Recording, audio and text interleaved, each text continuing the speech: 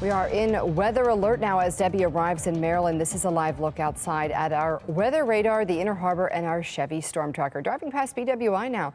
The storms could bring intense rainfall and a chance for tornadoes even after leaving a trail of destruction in the southeastern U.S. The question now is just how bad could the conditions get here in Maryland?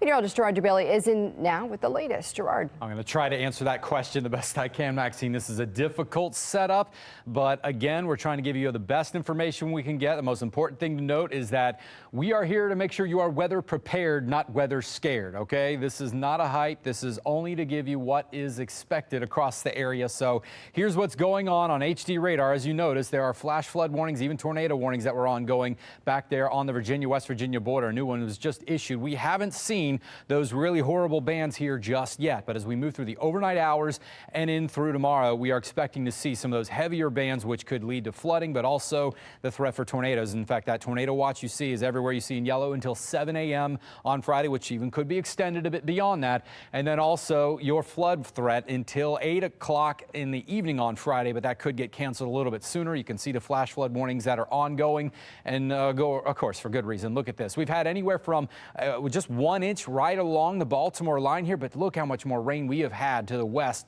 4, 5, even 6 inches of rain the last 24 hours and more to come. More is falling right now. Here is Debbie's location right there. As of 11 o'clock, their newest advisory just came out. And again, this is still a depression and a remnant low. It's just going to continue to weaken as we move into the coming days. And likely, as it moves overhead, it doesn't really make a difference how weak it gets. It's still going to bring us some of the same exact impact. So moving across the area, right around 8 in the morning is where we'll likely see the center of circulation pass by, and then it is out of here by the afternoon. But future scan is going to show everything that's going to happen between now and then, which is likely a large band or a cluster of showers and heavy thunderstorms moving through the area, and this will be producing torrential rainfall, but also the chance for some quick spin-up tornadoes. This is putting it through the area around 11 in the morning, but we could see several bands before or after that point in time.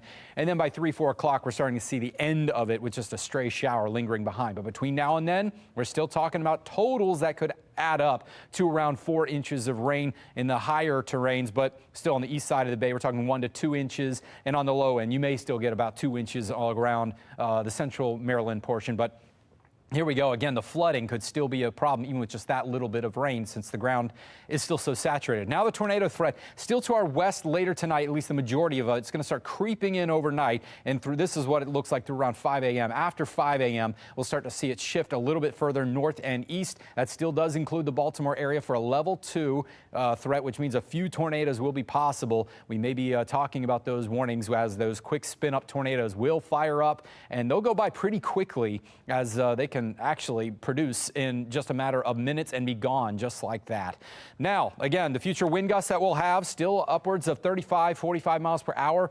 It's not that windy, but, you know, again, the ground is so loose and saturated that those roots from trees and things just can't hold on too easily. So we could see that topple a few power lines and lead to a couple power outages. Weather alert all day tomorrow until the system is gone, say around 4 or 5 o'clock. But look how much better we are as we head into next week. Almost perfection, what we really needed. Low humidity and nice temperatures all the way into next week with only a stray shower possible. I'm Kai Jackson. Thank you for watching. Here's another video to watch. Also, please take a moment to subscribe to our channel.